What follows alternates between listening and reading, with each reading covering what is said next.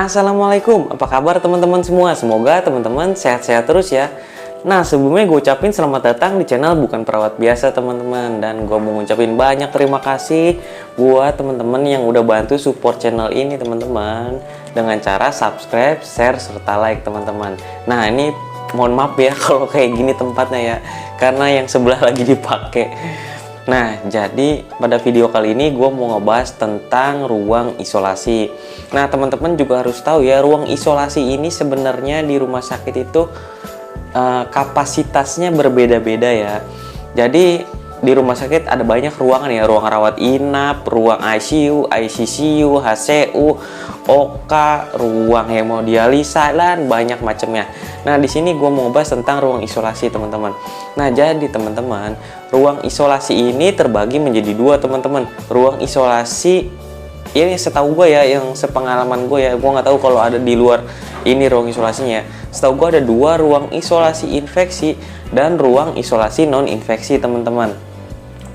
Jadi ruang isolasi non infeksi ini untuk pasien-pasien yang memang tidak mempunyai penyakit infeksius yang dapat menyebarkan ke tetangga sebelahnya lah, ke tempat tidur sebelahnya atau enggak ke pasien sebelahnya. Nah gitu, misalnya apa tuh, pasien yang nggak mengalami infeksi tapi kok ditaruh di ruang isolasi. Nah jadi gini ya, ada beberapa pasien memang yang perlu diisolasi walaupun dia ini tidak mengalami penyakit infeksi. Namanya juga ruang isolasi non infeksi. Misalnya diabetes mellitus ya, dimana dia mengalami luka yang baunya kurang sedap, biasanya gangren di kaki ya, yang udah mulai membusuk. Nah itu kita nggak mungkin kita ada tuh ya, pokoknya di rumah sakit itu tidak mungkin dicampurkan ke ke ruang rawat yang lain yang dengan pasien penyakit biasa DHF. Ya bisa-bisa nanti si pasien sebelahnya ini bisa-bisa kebauan teman-teman gitu. Jadi intinya pasien tersebut memang tidak mengalami infeksi tapi perlu diisolasi non infeksi teman-teman, seperti itu ya. Jadi salah satunya sih itu ya, misalnya luka pasien CA, misalkan kanker payudara misalnya, udah kondisi lukanya udah kurang bagus. Nah itu dia biasanya ditaruh di ruang isolasi kalau memang butuh perawatan ya, ruang isolasi non infeksi gitu. Jadi apa namanya ya, bukan pasien kan, tapi kenapa harus diisolasi? Jadi mungkin pertanyaan masyarakat juga banyak yang gitu. Jadi kenapa harus diisolasi gitu kan? Ya itu tadi penyebabnya, karena mungkin menimbulkan ketidaknyamanan kepada pasien lain ya, dalam artian kayak gitu sih, kayak mengeluarkan bau tidak sedap ya. Ya namanya sakit kan, mana ada yang mau gitu. Nah terus ada juga ruang isolasi non infeksi, ruang isolasi infeksi. Ruang isolasi infeksi ini dimana si pasien ini mempunyai penyakit yang dapat menularkan ke pasien lain. Misalnya apa? Biasanya tuh ada pasien-pasien TB paru, TBC kalau teman-teman tahu ya. Nah pasien TBC ini nggak bisa dicampurin ke ruang rawat inap biasa, itu nggak bisa. Apalagi kalau pasiennya batuknya itu aktif terus teman-teman, jadi itu nggak bisa. Itu otomatis harus ditaruh di ruang isolasi infeksi kayak gitu. Ruang isolasi infeksi pun ada banyak juga ya. Ada ruang ICU isolasi, HCU isolasi, dan sebagainya teman-teman. Alat hemodialisanya pun misalnya ada yang gula darah, ada tuh cuci darah, dan biasanya alat itu pun terpisah. Pasien-pasien apalagi pasien-pasien HIV ya, pasien-pasien HIV itu ditaruhnya di ruang isolasi infeksi. Karena apa ya? Karena apa ya? Ya biasanya sih kalau pasien-pasien B20 atau HIV tersebut itu kan punya penyakit yang ibaratnya imunnya itu udah menurun, dan semua penyakit biasanya masuk ada dia di si pasien tersebut. Nah itu rentan juga kalau misalnya udah kena HIV, kena TBC lagi kan.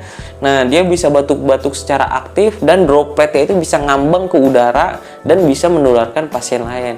Biasanya ruang isolasi ini sendiri teman-teman ya, tapi ada beberapa juga rumah sakit ini nggak masalah ya. Jadi pasien yang TB paru itu dicampurin sama pasien TB paru semua kayak gitu teman-teman.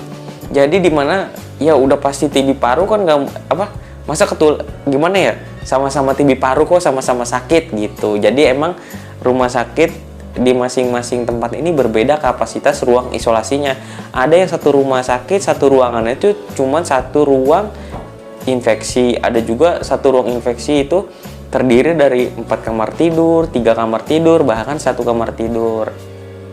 Nah gitu aja sih biasanya kalau pasien-pasien yang mengalami yang memang harus ditaruh di ruang isolasi, teman-teman. Nah terus apalagi kira-kira ya?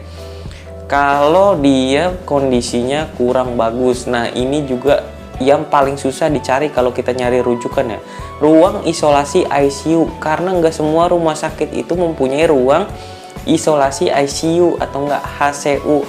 Rata-rata rumah sakit kecil mungkin ya mempunyainya hanya ruang isolasi biasa, ya dimana ruang isolasi biasa ya teman-teman tahu lah, nggak ada alat-alat monitor, ventilator dan lain sebagainya teman-teman. Iya kan kalau HCU itu kan perawatnya bener-bener stay gitu ya di situ ya, bukan artian dalam rawat inap itu maksudnya perawat sama jumlah pasien itu sudah dibatasi tergantung ruangannya. Kalau di rumah sakit kecil mungkin adanya ruang isolasi biasa, jadi dimana si pasien kondisinya masih sehat. Tapi kalau udah masuk ke ruang isolasi ICU itu bener-bener udah nggak boleh dijenguk ya kan, biasanya jenguknya ada jamnya dan itu cuma 1 orang, nggak bisa banyak-banyak gitu. Namanya juga ruang isolasi ICU. Nah dimana si pasien ini kondisinya kurang bagus, biasanya udah koma atau nggak sadar, tapi mempunyai penyakit yang infeksi, jadi tidak bisa digabungkan dengan pasien-pasien yang lainnya teman-teman. Nah terus apalagi ya, terus kalau dia nggak sadar gimana tuh bang ngerawatnya di ruang isolasi ICU, kan kasihan sendirian. Nah jadi di sini teman-teman nggak usah khawatir kalau ada pasien yang masuk ke ruang isolasi ICU. Biasanya sih ruangannya gabung sama ICU ya, cuman dia dibatasin, disekat gitu, ruangnya tertutup kalau ruang isolasi itu. Nah pasiennya dipisah sendiri gitu dan masuk ke ruang kaca gitu biasanya.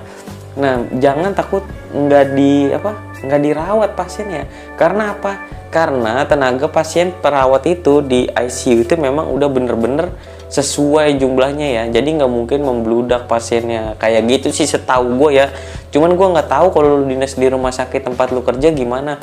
Biasanya sih kan kayak gitu ya, ICU itu harusnya 1 perawat 1 pasien ya, tapi di beberapa rumah sakit ada kok yang 1 perawat 3 pasien. Ya mungkin masih bisa tertampung dengan tenaga seperti itu ya, gue juga nggak tahu, itu kembali ke manajemen masing-masing. Gitu aja sih ya teman-teman ya. Jadi nggak usah bingung kalau di ruang isolasi itu bedanya apa ya, bedanya tadi ya, takut menyebarkan penyakit yang lain kepada pasien lain, makanya harus taruh di ruang isolasi. Dan orang lain pun yang menjenguk itu tidak boleh masuk setahu gue. Kalau masuk harus pakai masker apa gimana gitu, itu tergantung penyakitnya juga ya. Kayak sekarang kan zamannya pandemi gini kan, sebenarnya pasien-pasien COVID itu pasien-pasien infeksius gitu ya, dimana itu menular gitu, makanya harus pakai masker segala macam. Nah mungkin semoga bisa bermanfaat video kali ini. Makasih udah ngikutin channel ini terus. Kurang lebihnya mohon maaf. Wassalamualaikum warahmatullahi wabarakatuh.